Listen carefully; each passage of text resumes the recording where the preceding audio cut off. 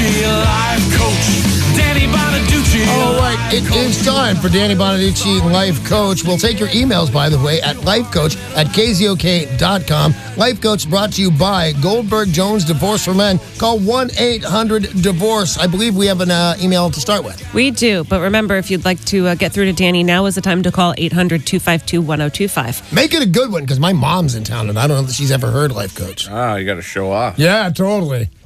Jan and Everett sent an email to the Life Coach. I've been dating a guy for a couple of months, and everything is otherwise great, except he's a bad dresser.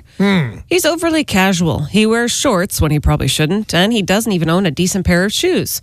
How do I suggest that he dress better without offending him? Okay, just so you know, because a lot of people would think maybe it's me, maybe I have a narrow scope, but you're right, he's wrong.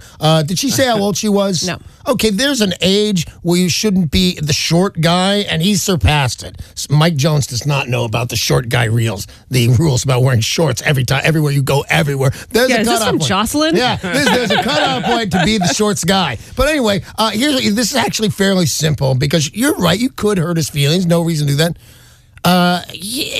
Some people might think this is conniving, but I disagree, or I wouldn't give you the advice. Here's what you do. You don't tell him he doesn't look good. You don't tell him he looks fat, although guys are just as girly as girls. You don't tell him anything like that.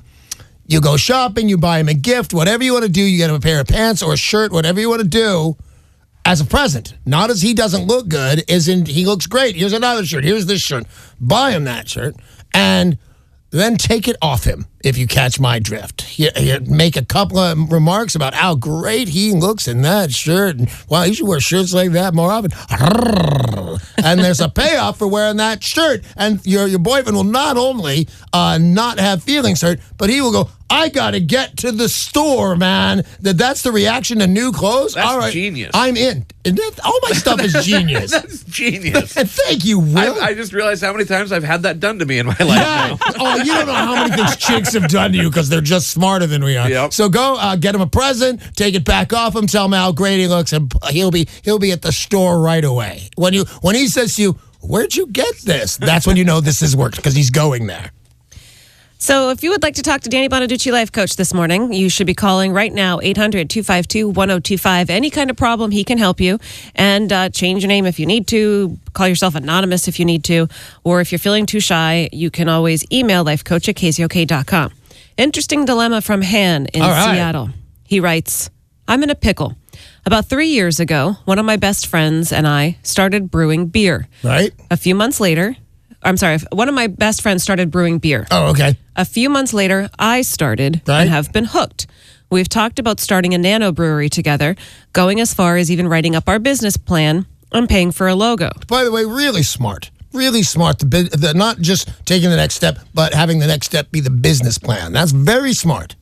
But the more I work in a professional setting with him, the more I realize I don't want to go into business with my friend. Super smart again. Therefore, I plan on starting my own nano brewery. How do I go about discussing this with him? I wish to keep our friendship intact, but I know he's going to hate me for it, especially since he introduced me to the beauty that is creating beer. You know what? Oh, I'm sorry. Is there more? I want his support in my endeavor, but I do not know how to go about this. I don't want to go into business with him. No, but can I just tell you, and maybe if you're listening right now, you could just use this. And this is across the board.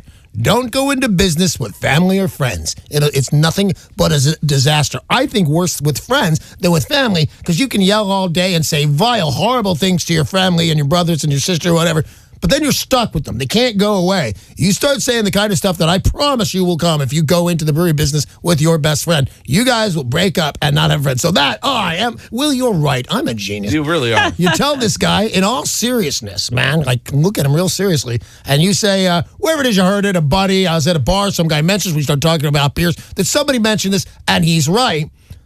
That you too will get into. You should not go into business. There's going to be, something's wrong with the book. Something's wrong with a batch of beer. We're going to fight, say things that can't be forgiven, and we're not going to end up BFFs anymore. And I want to stay your friend more than I want to stay your business partner. So I'm no longer interested in going into business with you. I'm sorry, but I think that we'll have a huge fight, and I don't want to, because I love you. You're my best friend, man. So I'm not going into business with you. Just tell him because.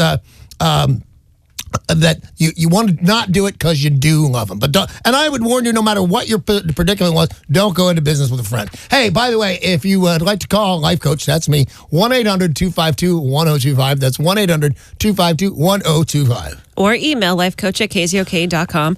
As you can hear, a lot of people have been sending emails. I feel like sometimes people get embarrassed, and it's easier for them to write down what their problems are. So if that's you, email lifecoach@kzok.com or Hey, call I love the yourself emails. Steve. I'm sorry, I didn't mean to interrupt, but I love the emails, as you can tell.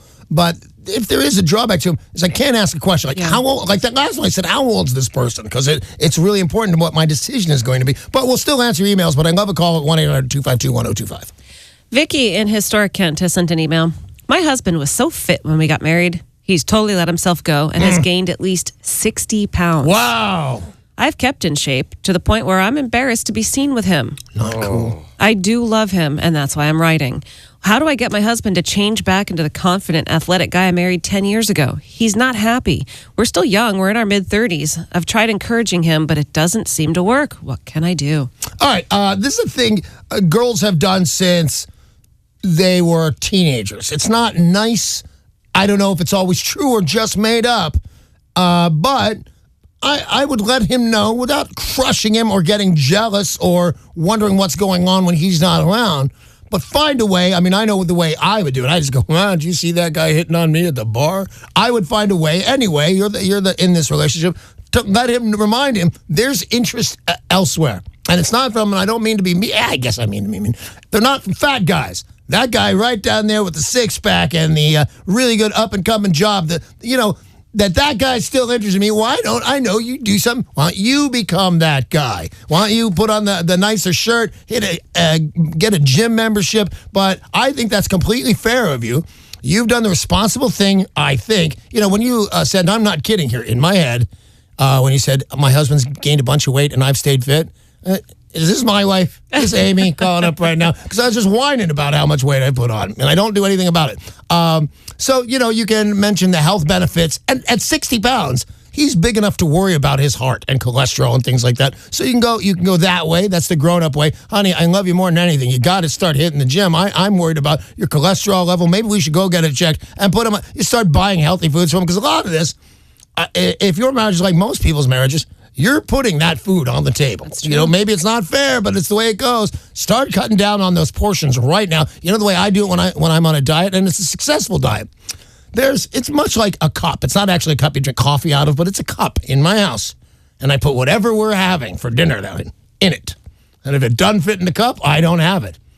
Whether it's steaks, I put a steak in a cup. Yeah, or cut so I know it would. I cut the circumference. I don't have a steak anymore when I'm on a diet. I don't have anything. It goes in the cup, and that's a portion. And where say you're having three things: steak, mashed potatoes, and green peas. The way I eat, all those things touch because they take up a plate. Because I'm going to eat a serving. Now you do the serving size, and it's three little islands of food and a lot more plate. So cut back on the serving size and let him know you're of interest to other people and to get in shape. So he needs to get to a gym for his own health, or, hey, you know what? That guy was hitting on me because I stayed fit and you didn't, Globular. I know it's mean, but I think she has every right to this. But that's all very good points, and it should be a very good solution. Well, ask Will. I'm a genius. Danny's a genius today. That's so going to go to my head. That was funny, by the way. Danny's a genius today. I'll take me to genius day. 800-252-1025. Call that number now. If you've got a question for Danny Bonaduce, life coach, as you can hear, he's got an answer for everything. I do. Today would be a great day to call because Danny's a genius today. That's true. right. Just ask my friend. All right, and you can also email lifecoach@kzok.com like Jennifer in Seattle did. She writes, after 10 years at the same place, I put in my 2 weeks notice and I'm about to start a new job. I should be excited, but instead I have a feeling of dread. My coworkers currently resent my departure. Some have even said that my new job will suck as much as my old one. Should I turn a deaf ear or do I have cause for concern? No, turn a deaf ear. You're leaving one job. It's probably not a dead-end job. You sound bright to me. It's probably a decent job, but you did what I say to never leave a job. Do you have the other job lined up? There's no reason to be a free agent. They'll pay you so much less if you don't have a job, but they want to steal you away. They'll pay for it. So I think you did absolutely the right thing. You jumped ship, and that dread, it's supposed to be there. Everybody has the fear of the unknown, but you took the job for a reason. I don't know if it's salary. I don't know if it's where you can go, management, anything like that, but you took the job because you thought it was the right thing to do, and it was. It absolutely was the right thing to do, and the dread is totally normal. Sarah and I came here from Philadelphia, and we were both like, what are they like? What's the boss like? Oh my God, what if they hate us, which they did? There's always dread. And we Absolutely. had contracts, man. So we're going to be We're locked in. Yeah, totally panic. So you're right. Don't And then be we nervous. got here, and it turns out our boss is a pirate. I know, and the other boss is a dapper dude. You're supposed to be afraid. Everybody's afraid of the unknown. Start the new job. It's a fresh beginning. I actually really admire you, and I'm even a little bit jealous. So good luck, and thank you very much for the email. Hey, that is all the time we have, ladies and gentlemen of the jury. Danny Bonaduce, Life Coach, is brought to you by Goldberg Jones. Divorce for Men. Call 1-800-DIVORCE.